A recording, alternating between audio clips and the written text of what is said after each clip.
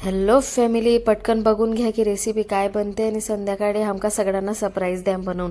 तर मी बटाटे, flower, beetroot, वटाणे मस्तपैकी शिजायला ठेवून दिले. इथं माझ्याजवळ व्हेजिटेबल्स होतं. कांदा, टमाटा, शिमला मिरची, बारीक मिरची, अद्रक, लसूण सगळ्यांना मस्तपैकी कापून घेतलं आणि बारीक चॉप करायचं होतं, त्यांना पण चॉप करून घेतलं. कढाई घेतली, कढाईमध्ये बटर आणि तेल टाकून मस्तपैकी गरम होऊ दिलं. गरम झाल्यानंतर जिरं टाकून घेतलं. भोगीच्या दिवशी मसाला बनवला होता तो पण टाकून दिला. तो झाला का मग अद्रक, मिरची, लसण त्यांना पण तेलमध्ये टाकून दिलं. मस्तपैकी असं ब्राऊन झाले का नंतर कांदा ब्राऊन होऊस तर राहू द्यायचा कढाईमध्ये. नंतर टमाटा टाकून घ्यायचा. टमाटा टाकल्यानंतर जे मिक्स व्हेजिटेबल शिजायला ठेवलं होतं ना मी, त्यांना मस्तपैकी असं हे मिक्स करून घ्यायचं मॅशरने.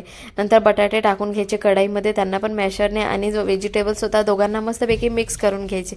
मिक्स झाले का पावभाजी मसाला टाकून घेतला होता 4 चम्मच. नंतर हळद टाकून घेतलं होते अर्धी चम्मच. नंतर गरम मसाला, नंतर कलर येण्यासाठी लाल तिखा टाकलं होतं मीने, आणि जिरा पावडर आणि स्वादानुसार नमक टाकून मस्तपैकी सगळ्यांना एकजीव करून घ्यायचा पूर्ण मसाल्यांना.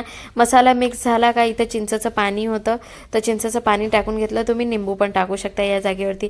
आणि मस्त मिक्स झालं का मग नंतर 1 ग्लास मी पाणी टाकून घेतलं होतं. मला पाहिजे मी तितकं पाणी टाकलं, तुम्हाला पाहिजे तुम्ही तितकं पाणी टाकून घ्यायचं. इथं भाजी रेडी झाली. कोथिंबीर टाकून मस्त गार्निशिंग करून घ्यायचे. तिकडं भाजी झालेलीच आहे. तर म्हटलं इथं गरम गरम पाव शेकून घ्यायचे. पाव शेकले का गरम गरम भाजी सर्व करा, फॅमिलीला सरप्राईज द्या.